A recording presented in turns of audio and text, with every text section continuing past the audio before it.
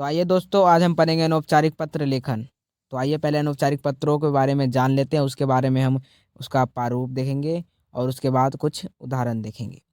तो अनौपचारिक पत्र जिन लोगों से हमारे आत्मीय संबंध होते हैं, उनके द्वारा एक दूसरे को लिखे जाने वाले पत्र अनौपचारिक पत्र कहलाते हैं। यह अनौपचारिक पत्र की परिभाषा है। इन पत्रों में बिना संकोच अपने विचार प्रकट किए जाते हैं। इनमें बनावटीपन नहीं होता।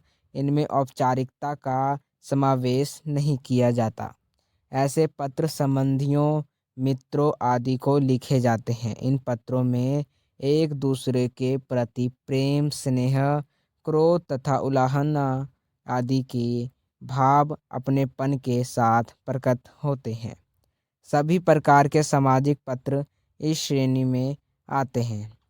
अनौपचारिक पत्रों के अंतर्गत जिन पत्रों को सम्मिलित किया जाता है वह हैं बधाई पत्र, शुभकामना पत्र, धन्यवाद पत्र, संवेदना पत्र, अन्य विविध पत्रे। तो आपने जाना कि अनौपचारिक पत्र किसे कहते हैं। इस प्रकार है अनौपचारिक पत्र का प्रारूप।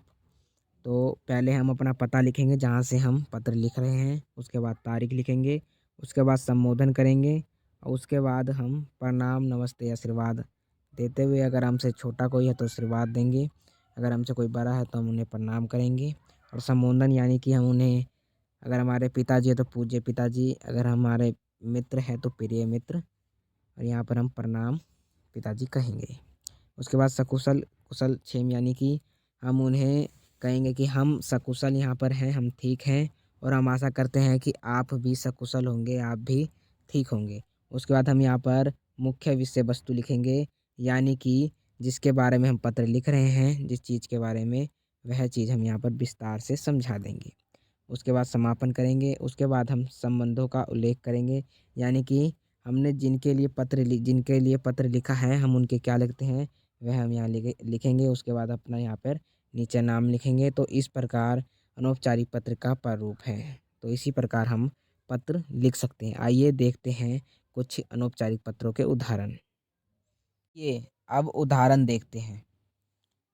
यह पत्र है, मित्र को छात्रवृत्ति प्राप्त करने पर बधाई। Pocket B 27 sector 7 Rohini Delhi 19 जनवरी 2022 डाल देना। प्रिय तरुण, स्नेह नमस्कार। CBSE बोर्ड की 10वीं कक्षा के छात्रवृत्ति प्राप्त करने वाले छात्रों की सूची में तुम्हारा नाम देखकर मुझे अत्यंत प्रसन्नता हुई।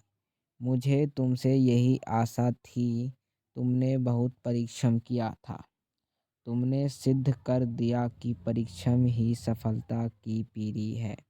अपनी यह इस शानदार सफलता पर मेरी हार्दिक बधाई स्वीकार करो। अपनी इस सफलता के लिए अपने माता पिता को भी मेरी ओर से बधाई देना। गर्मी से मैं तुमसे मिलने आऊँगा, मतलब गर्मियों की छुट्टियों में मिलने आऊँगा। तुम्हारा प्रिय मित्र आशीष। ठीक है, ये एक उदाहरण हो गया। अब दूसरा उदाहरण देखते हैं। तो आइए अब उदाहरण नंबर हम 2 देखते हैं। यह पत्र है, गर्मियों की छुट्टी में किसी कारणवश छात्रावास से घर ना जा सकने के लिए माँ को पत्र लिखिए। तो वह लिखेंगे, परीक्षा भवन 895/879 विकास मार्ग, गाजियाबाद, दिनांक XX जनवरी XX20। पूजनीय माताजी, सादर प्रणाम। उसके बाद आशा है आप सब लोग घर में सब कुशल मंगल से होंगे। मैं भी यहाँ पर कुशल मंगल से हूँ। माँ, मेरी परीक्षाएं पूर्ण हो चुकी है और इस बार मेरे सभी पेपर भी बहुत अच्छे हुए हैं। माँ, आप तो जानती हैं कि मुझे क्रिकेट कितना प्रिय है और इस बार गर्मियों की छुट्टियों में मैं स्कूल प्रशासन ने क्रिकेट के राष्ट्रीय स्तर के खिलाड़ियों को स्कूल में आमंत्रित किया है, ताकि स्कूल की क्रिकेट टीम के खिलाड़ियों को विशेष प्रशिक्षण दिया जा सके। और मैं भी अपने स्कूल क्रिकेट टीम का सदस्य हूँ, इसलिए मुझे भी इस परीक्षण में भाग लेना आवश्यक है। ठीक है।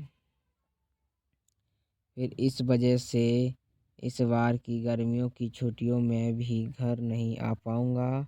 आप मेरे लिए परेशान मत होना, मैं यहाँ पर स्वस्थ व कुशल मंगल से हूँ और परीक्षण में भाग लेने के लिए बहुत ही उत्साहित हूँ। आप अपना ध्यान रखना। पापा दादी दादा दादी को मेरा प्रणाम व मीनू को मेरा आशीर्वाद देना। आपका प्यारा बेटा। यहाँ पे अपना नाम लिख लेंगे का की जगह। तो ये था अनौपचारिक पत्र। तो हमने अनौपचारिक पत्र पढ़ लिया। फिर मिलेंगे अगले वीडियो में। Bye bye.